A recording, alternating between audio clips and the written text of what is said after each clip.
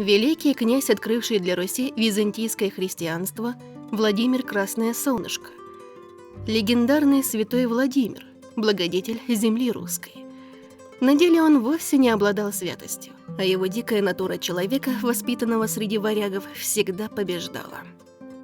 Он не щадил врагов, не жалел родственников, менял жен то ли 5, то ли 6 раз и по своей прихоти распоряжался гаремом наложниц.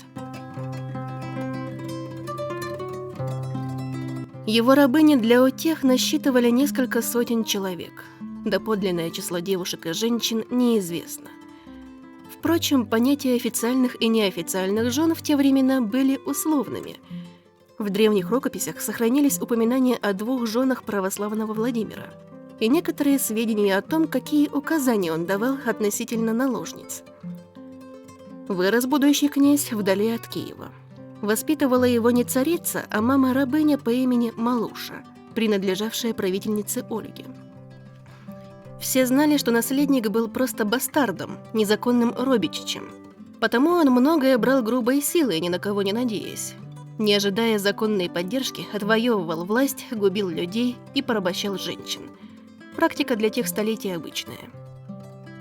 Киевский князь обладал правом иметь столько жен, сколько пожелал.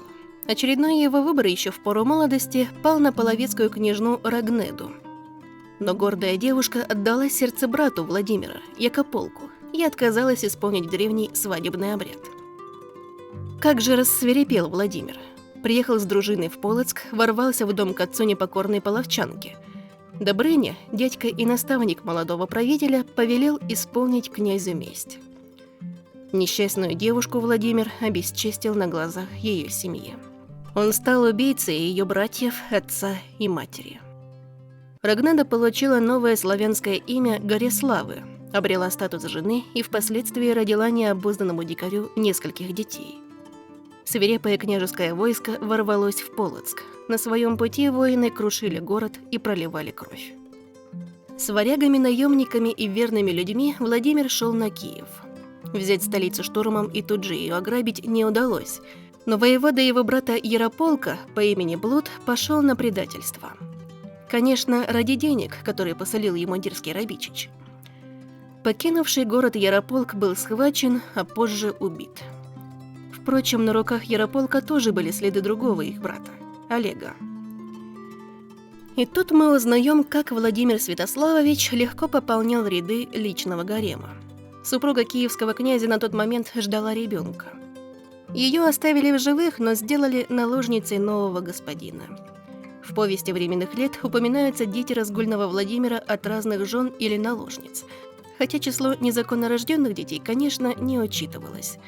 Некая гречанка родила ему сына Святополка, чехиня, еще одного сына Вышеслава, болгарыня подарила князю Глеба и Бориса.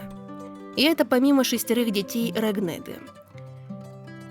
Когда Киев захватили в кольцо осады, будущего крестителя Руси сопровождали как варяги, так и наложницы. Сотни женщин-рабынь следовали за господином и готовы были в любой момент удовлетворить все его нужды. Часть женщин ожидала господина в землях Скандинавии, другая часть – в новгородской земле. Последовал приказ расселить их по Руси, в княжеских резиденциях. 200 человек остались в селе Берестовом, 300 перегнали в далекий Выжгород, и еще 300 наложниц отправили в Белгород. Таким богатством мог позавидовать даже восточный султан. И не было числа тем красавицам, что приглянулись великому князю просто так. По приказу ему приводили как невинных девиц, так и замужних славянок, которые не имели отношения к огромному гарему. Если вам понравилось, не забудьте поставить лайк, подписаться на канал «Загадки истории» и нажать на колокольчик, чтобы не пропустить новые видео.